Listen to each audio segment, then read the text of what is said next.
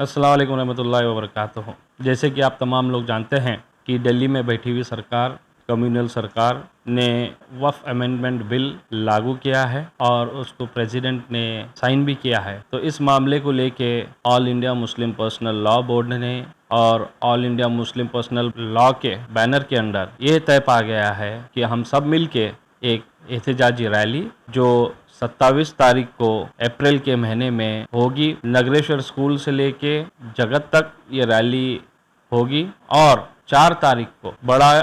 जलसा होगा और वो जलसा पीर बंगाली ग्राउंड में शाम में 7 बजे के बाद 10 बजे तक रहेगा। मैं तमाम लोगों से अपील करता हूँ कि ये एहतजाजी रैली में और जलसे में जितना हो सके अपने साथ लोग लाइए। सरों का समंदर दिखना चाहिए, क्योंकि आप जानते हैं कि ये वक्फ बिल जो लाए हैं हमारा हक छीनने के लिए लाए हैं, हमारा हुकूक छीनने के लिए लाए हैं, हमारी ज़मीनें छीनने के लिए लाए हैं। क्योंकि आप सब जानते हैं जबकि ज़मीन हमारी तो हक हमारा। ये सरपरस्ती जो हो रही है all India Muslim law board की, हमारे गुलबर्गा शहर से सरपरस्ती गार्डियनशिप में एमएलए मैडम कनीज़ फातिमा जी और हाफिज़ सैयद अली अल हुसैनी साहब क़िबला और सिराज बाबा ये हमारे गार्डियनशिप में रहेंगे।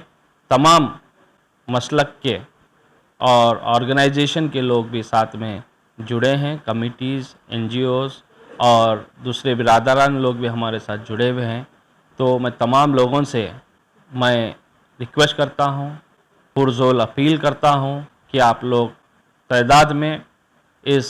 एहतजाजी रैली को और जलसे को कामयाब बनाइए और ऐसा कामयाब बनाइए कि जो सरकार, जालिम सरकार जो दिल्ली बैठी है, उसको एक मैसेज जाए और उसको सोचने पे मजबूर हो कि हम एक होने के बाद क्या कर सकते हैं, उसका एक सबूत देना ज़रूरी है। मैं तमाम लोगों से और एक बार अपील करता हूं और हमारे ज़िम्मेदारान एमएलए मैडम कनीज़ फातिमा जी, अली उल हुसैनी साहब क़िबला और सिराज बाबा को और तमाम कमिटीज़ को और हर मसलक के ज़िम्मेदारान को दिल से शुक्रिया अदा करता हूँ ये इनिशिएटिव लेने के लिए और तमाम लोगों को एक सेक्युलर प्लेटफॉर्म पे लाने के लिए। अस्सलाम वालेकुम।